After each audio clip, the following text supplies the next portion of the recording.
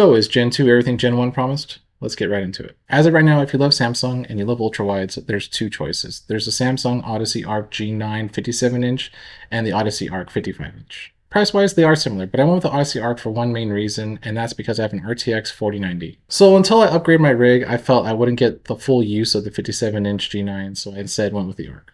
Okay, the architecture is the exact same as the Gen 1, and only the software has changed. So just to clarify, this will be what is different about Gen 2 versus Gen 1. Oh, and if you are interested in Arc Gen 1 review, I'll put a link right here in the description. The most unique features on the Arc 2nd Gen are the same features offered with the original Odyssey Arc monitor. The multi-view functionality allows you to use multiple inputs on the Arc monitor simultaneously.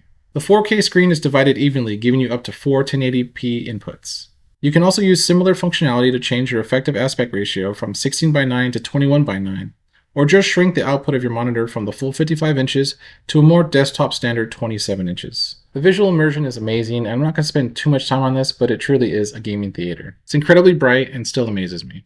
The 4 HDMI 2.1 ports on the Odyssey Arc have been changed out for 2 HDMI 2.1 and 1 HDMI 2.0 port, and 1 Display 1.4 port. All ports support the HDCP 2.2. The Arc 2 includes a built-in KVM switch, which enhances the experience of controlling multiple PCs connected to the same Arc display with multi-view functionality. The new DisplayPort 1.4 solved all the issues I had with the spinning black circle of death. I no longer have a monitor sitting there thinking about connecting. So with the 1.4, it did actually fix the issues that the old HDMI from Gen 1 were having. There is, however, a new interesting problem. Power. It was of existence.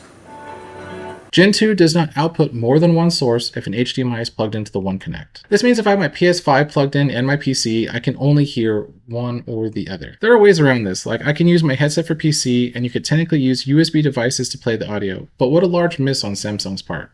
If you only have the DisplayPort plugged into the One Connect and are multi-viewing Samsung's apps, then there is a volume balance control and the multi-view's audio can be used simultaneously.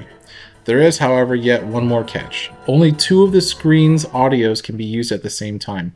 So for example, screen 1 and 2, or 1 and 3, or 2 and 1, etc.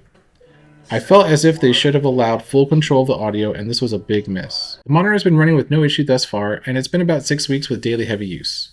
The interface and the 2-controller system fiasco are still the same. You still need to utilize both controllers to maneuver through the menus and options. Overall, I would say Samsung fixed the major issues with Gen 1 and has restored some of my faith in the brand.